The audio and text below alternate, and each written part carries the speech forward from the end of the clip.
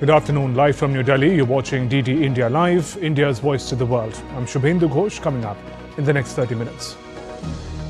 Donald Trump says US has totally obliterated every military target on Iran's Kharg Island as West Asia conflict enters third week.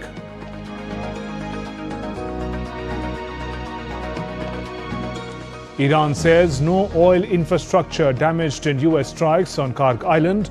Iranian armed forces threaten to destroy US-linked oil assets in the region.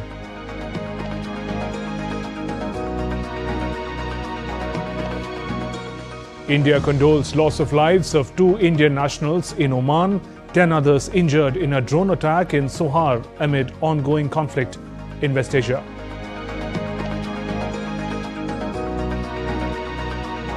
Prime Minister Narendra Modi dedicates to the nation various projects at Silchar on second day of Assam visit to also inaugurate and lay foundation for several development projects in West Bengal's Kolkata.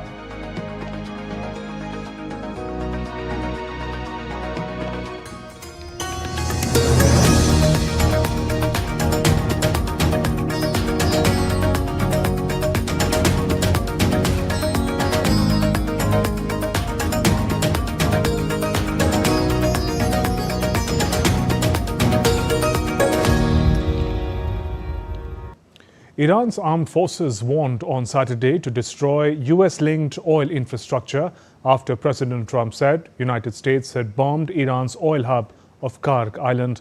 Iranian armed forces issued the warning after American President Trump said he may decide to wipe out Iran's largest oil export hub on its Kharg Island. The military's Al-Anbiya central headquarters, in a statement, warned to reduce US-linked oil facilities to pile of ashes if Iran's energy facilities were attacked. Meanwhile, Iranian media reported that no oil infrastructure was damaged in US strikes on Kharg Island. Fars news agency, citing sources on the ground, reported there had been no damage to oil facilities after President Trump said US bombardment of the island had destroyed military targets. The United States on Friday attacked military targets on Iran's main oil hub of Kharg Island, threatening to strike oil infrastructure on the island if Iran continues to block shipping through the Strait of Hormuz. President Trump said United States had carried out strikes against every military target on Iran's Kharg Island. Trump writes, and I quote, "For reasons of decency, I have chosen not to wipe out the oil infrastructure on the island," unquote. Trump had also warned to hit the island's oil infrastructure if Tehran did not allow passage for ships via the strategic Strait of Hormuz, through which the fifth of global crude oil and liquefied natural gas normally passes. Kharg Island has been thrust into global spotlight because it is regarded as one of Iran's most sensitive economic targets. The terminal accounts for around 90% of the country's crude exports and has a loading capacity of roughly 7 million barrels per day. US Defense Secretary Pete Hegseth has previously refused to rule out deploying American ground forces in Iran, but said that US won't get bogged down in the country. Kharg Island is a small, strategically vital Iranian island in the northern Persian Gulf, primarily known as the country's main terminal for oil exports. Let's take a look at the key characteristics, historical significance, and the recent geopolitical status of this island chain. Iran, the third largest producer in Organization of Petroleum Exporting Countries, handles approximately 90% of Iran's crude oil exports. The island pumps about 4.5% of global oil supplies, with output of about 3.3 million barrels per day of crude, plus 1.3 million barrels per day of condensate and other liquids. Due to its critical economic and military importance, it is heavily guarded by the Islamic Revolutionary Guard Corps, and access for civilians is strictly restricted. The island collects oil coming in from pipeline from Iran's largest producing fields, including Awaz, Marun, and Kasran. It is one of the few islands in the Gulf with its own natural freshwater supply. On March 13, the United States announced it had bombed the military installations on the island as part of the ongoing conflict. In the days leading up to the US-Israeli attack, Iran ramped up exports from Kharg to near record levels, loading over 3 million barrels per day over February 15 to 20th, nearly triple its normal export pace of around 1.3 to 1.6 million barrels per day. In another update, a drone struck the US embassy in Baghdad on Saturday. According to Iraqi security sources, the drone hit the US diplomatic area in Baghdad. The Associated Press news agency is reporting that Iraqi officials say a helipad at the US embassy in Baghdad was hit by a missile. Meanwhile, Qatar said on Saturday it intercepted 2 missiles after blasts were heard in capital Doha. Authorities say they had evacuated some key areas. Saudi Arabia's Ministry of Defense also said latest drone to be intercepted and destroyed was in the east of the country. As the United States intensified its bombing on Iran, Tehran also launched a new wave of drone and missile attacks on Israel and American bases in Gulf nations. President Trump said that US and Israeli objectives in Iran war might be a little different. Trump said in Truth Social post that Iran had plans to take over the entire West Asia and obliterate Israel, claiming those plans are now dead.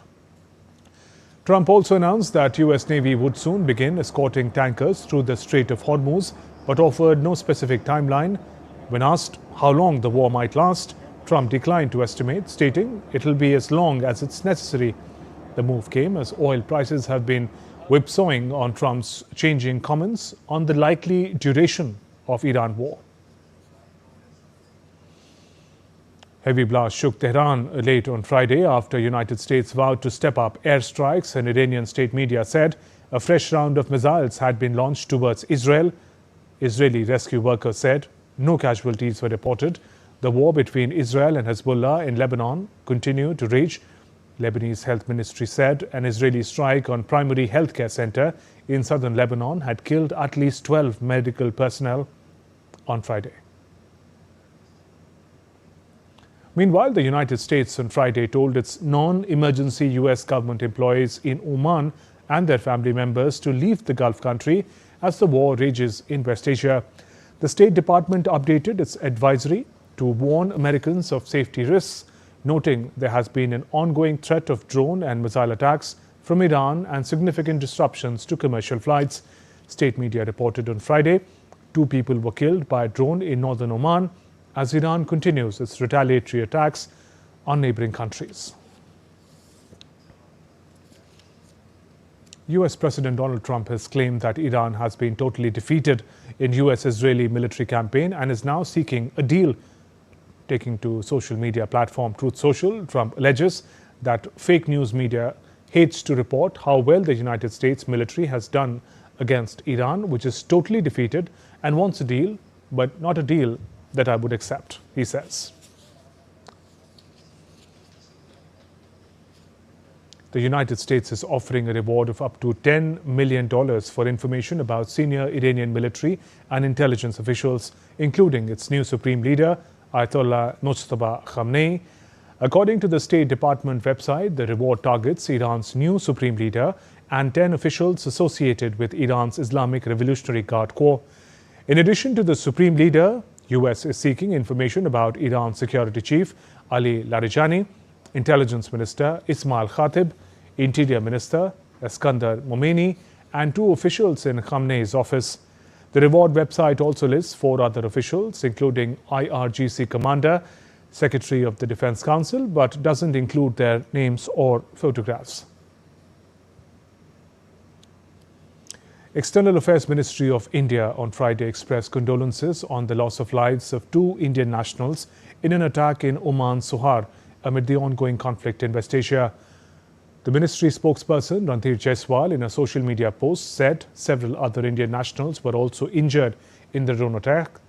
Expressing deepest condolences to the families of the deceased, MEA spokesperson said Indian mission in Oman is in touch with local authorities as well as employer company and is extending all possible assistance.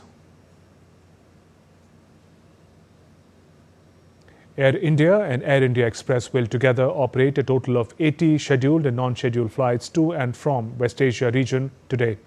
The two carriers continue to operate their respective scheduled services to and from Jeddah and Muscat on Saturday, operating a total of 10 flights to and from Jeddah. Air India Express operating 8 scheduled flights to and from Muscat. Additionally, Air India will operate 1 round trip from Delhi and 2 round trips from Mumbai to Jeddah, while Air India Express will operate 1 flight each from Kozhikode and Bengaluru to Jeddah and back. Air India Express will also operate its scheduled services to Muscat, including 1 round trip each from Delhi, Kochi, Kozhikode and Mumbai. In addition to the scheduled services, Air India and Air India Express would operate a total of 62 non-scheduled flights to and from United Arab Emirates, Saudi Arabia, subject to availability of slots and other prevailing conditions at the departure stations at the time. These flights are being operated with requisite permissions from the relevant Indian and local regulatory authorities. Meanwhile, price of barrel of Brent crude, the international benchmark for oil, soared by 11% over the week to $103.14 a barrel at Friday's close, while stock markets slid with no end in sight to disruptions in crude supplies due to West Asia conflict. Brent prices have rocketed more than 42% since US-Israeli strikes on Iran plunged the oil-rich West Asia into war. With the conflict entering third week, equity markets continue falling amid investor worries of an extended crisis that could fan inflation and hammer global economy. US stocks ended down on Friday, capping a week in which erratic crude oil prices whipsawed equities. All 3 major American stock indices logged daily and weekly declines. Dow Jones Industrial Average fell 0.26%, S&P 500 lost 0.61%, and Nasdaq Composite lost 0.93%. The Trump administration said on Friday it expects early deliveries of oil from US Strategic Petroleum Reserve to reach the market by end of next week, as part of an effort to combat the energy price spike since the start of West Asia conflict. The US Energy Department, in a statement, said oil will be released in the form of loans that companies will return with extra barrels as premium. The Energy Department said it had requested companies to bid for 86 million barrels of crude oil, which will be the first from the release of 172 million barrels that Washington announced this week. The US effort is part of a broader release of 400 million barrels of oil agreed to by 32-nation International Energy Agency on Wednesday. Canada will also contribute some 23.6 million barrels of oil to an International Energy Agency plan to help stabilize energy markets amid tensions in West Asia. The announcement from Natural Resources Minister Tim Hodgson's office late on Friday comes 2 days after he said Canada would do its part to lower cost of oil globally. IEA on Wednesday agreed to release a record 400 million barrels of oil from strategic stockpiles held by member nations to combat a spike in prices since the start of US-Israeli military operation on Iran. IEA has 32 members, including Canada. Its reserves were established in 1974 after the Arab oil embargo, and member countries currently hold more than 1.2 billion barrels of public emergency oil stocks, with further 600 million barrels of industry stocks held under government obligation. In other news, North Korea fired an unidentified projectile towards the sea off its east coast. South Korea's defense ministry said on Saturday that North Korea fired at least one unidentified projectile eastward, weeks after Pyongyang dismissed Seoul's latest peace overtures as deceptive farce. The Japanese government said North Korea had fired what could be a ballistic missile, which the Coast Guard said appeared to have fallen into the sea. The announcement came hours after South Korean Prime Minister Kim Jong-seok said US President Trump thinks a meeting with Pyongyang's leader Kim Jong-un would be good.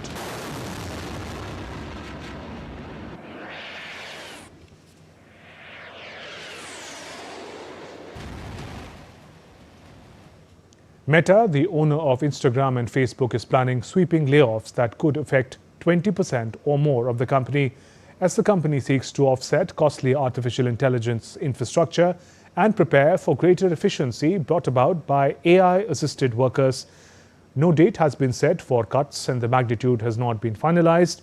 If Meta settles on the 20% figure, their layoffs will be the company's most significant since a restructuring in late 2022 when the company laid off 11,000 staffers. Still to come on this edition of DD India Live. Athletes at World Para-Athletics Grand Prix captivate everyone with their courage and passion. And it's the birth anniversary of Albert Einstein today.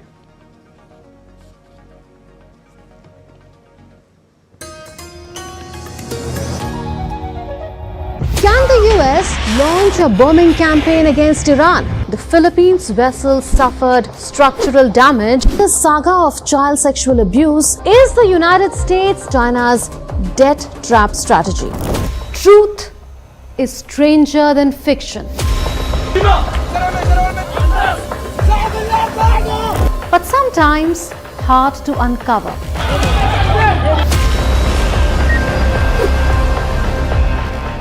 Trust us to tell the truth, unadulterated and pure, of every story that matters to you. Exactly what save your. You read between the lines, cut the clutter, and connect the dots to get you the full picture. Watch Connecting the Dots at these times with me, only on DD India.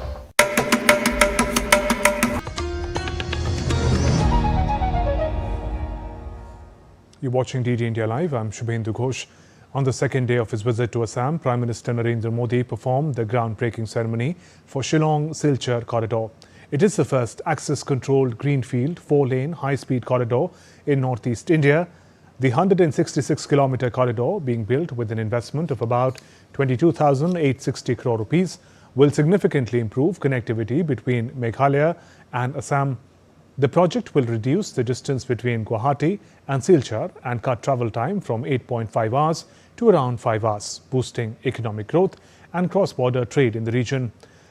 Prime Minister Modi also performed the groundbreaking ceremony for the first phase of elevated corridor on NH 306 from Trunk Road near Capital Point to Rangirkhari Point in Silchar.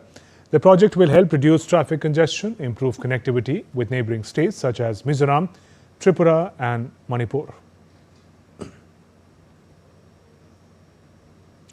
In Karimganj, Prime Minister laid the foundation stone for an agricultural college, which is expected to strengthen agricultural education and research ecosystem in the region.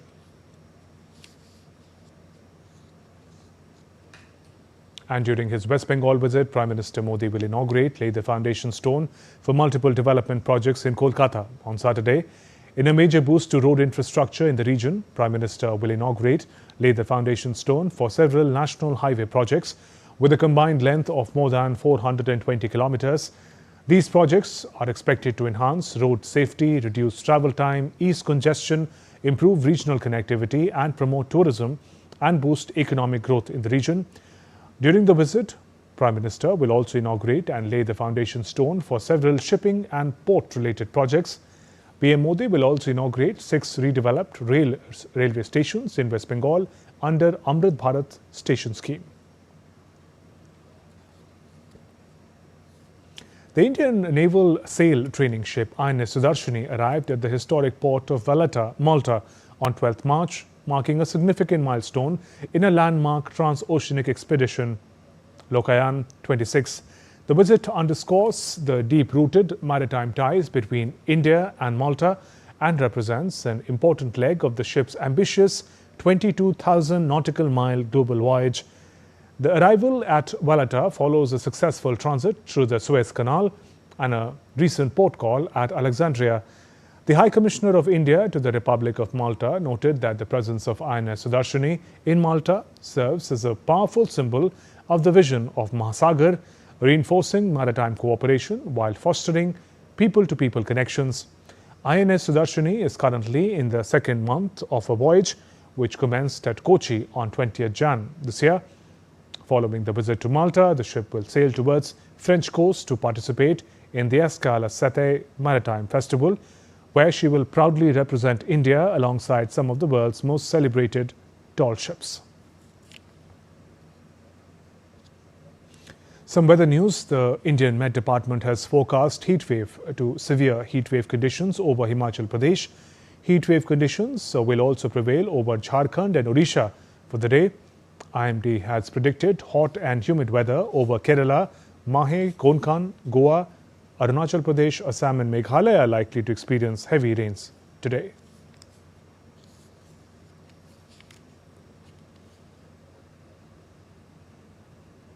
On to sports news now. In women's hockey, India stormed into the finals of FIH Hockey World Cup qualifiers 2026, beating Italy in Hyderabad. India punched their ticket to the World Cup with 1-0 win over Italy in second semi-final on Friday, setting up a title clash against England. Both the teams have remained unbeaten on their way to the finals. India's 22 circle entries, 9 penalty corners and 8 shots on target resulted in just 1 goal, but it proved to be the differentiator at the end. The Indian backline played out its skin to defend the thin lead against the resolute Italian team that threatened enough but had nothing to show for it in the end. The game's only and the all-important goal took 40 minutes to come when Manisha Chauhan struck off a penalty corner to put India ahead. Italy came close to scoring an equalizer with the penalty corner in the dying minutes, but India's goalkeeper Bichu Devi was alert to the danger. Italy's chances of qualifying for the World Cup now depends on a victory over Scotland in the 3rd-4th place playoff. The athletes at the World Para-Athletics Grand Prix captivated everyone with their courage and passion. The journeys reveal how para-sports have transformed their lives. The physical challenges could not impede their ambition for glory. Special report by DD India's Sushil Kumar. Dreams in their eyes, a desire to achieve something, the para-athletes enthralled everyone with their courage, conviction and determination at the World Para-Athletics Grand Prix in New Delhi. The stories of Rakesh Kumar, winner of the gold medal in discus throw, and Pradeep Kumar, winner of the silver medal, are inspiring. Pradeep Kumar lost a leg during a military operation, while Rakesh Kumar was disabled during an operation. पहले normal duty कर रहा था army का, उसके बाद ये injury हुआ, उसके बाद पुणे गया मैं, तो उधर जो आर्मी पैरालंपिक नोड है उधर से ट्रायल वगैरह किया, तो उधर से मैं गेम स्टार्ट किया था। नेक्स्ट एशियन गेम है उसका प्रिपरेशन कर रहे हैं। तो जर्नी काफ़ी डिफ़िकल्ट थी, लेकिन अब थोड़ा धीरे धीरे अब कोच साहब ने प्रैक्टिस कराई, अब 2-3 साल से कर रहे हैं प्रैक्टिस। जैसे कॉमनवेल्थ गेम है, एशियन गेम है, उन्हीं के लिए प्रिपरेशन चल रही है अभी से ही। The journey from a soldier to an athlete was not easy, but through discipline, dedication and hard work, these athletes succeeded in making their marks. जिन्होंने आर्मी ज्वाइन की, डिफेंस फोर्सेस ज्वाइन की देश की सेवा करने के लिए, और अपनी ड्यूटी करते हुए उनके साथ कोई इंसिडेंट हो गया, उसके बाद उनको इंजरी हुई, उस इंजरी से उभर के वो आए हैं और उन्होंने पैरा स्पोर्ट्स को अपनाया है। एक तरह की सेकेंड इनिंग्स हम कह सकते हैं इन हमारे बहादुर जवानों को मिलती है कि वो देश के लिए, देश की सेवा एक बारी फिर से in the field of sports they can do something for the nation again. Along with the armed forces, many social organizations have been working for the betterment of para-athletes at the grassroots. Para sports वाकई में अब जो क्रांतिकारी तरीके से अब दूसरे शहरों में भी जा रहा है, और कई सारी फाउंडेशंस और हमारी foundation doctor Sareen care foundation ग्रामीण इलाकों में भी जो महिलाएं दिव्यांग है और पुरुष भी दिव्यांग है, उनको नए नए स्पोर्ट्स आ रहे हैं पैरा में, उनको धीरे धीरे सिखाते भी हैं, प्लस कोचिंग के साथ में रिहैबिलिटेशन भी देते हैं। An ecosystem has been created in the country for the development of para sports, which is a boon for the specially abled athletes. Shishil Oja's report, DD India, Delhi. Today, the world celebrates birth anniversary of Albert Einstein, visionary scientist whose insights transformed our understanding of the universe. From reshaping the laws of physics to inspiring generations of thinkers, his legacy remains as powerful today as it was over a century ago. A report. We know the hair, we know the tongue. We know the formula that changed everything in the world of physics. But beyond the posters and the pop culture memes lies the man who taught us how to see the invisible. Today, on his birth anniversary, we look back at the clerk who rewrote the laws of the universe, and that is none other than Albert Einstein. Born in Ulm, Germany, on March 14th, 1879. Einstein wasn't a child prodigy by traditional standards. It was a compass gifted by his father that first sparked the fire, a realization that something invisible was pulling the strings of the physical world. A technical assistant at a Swiss patent office went on to publish 4 papers in 1905 that shattered 200 years of scientific dogma. He proved that light was both a wave and a particle. He proved atoms existed, and then he dropped the most famous shorthand in history, E equals mc squared. In those 5 symbols, he revealed that energy and matter are just 2 sides of the same coin. The atomic age had found its architect. But Einstein wasn't done. He looked at gravity, Newton's great pull, and saw something different. He saw a curve. His general theory of relativity proposed that space and time are a single fabric, wrapped by the weight of stars and planets. The man who is widely recognized as the father of modern physics won a Nobel Prize in Physics in 1921 for his remarkable contributions to the field.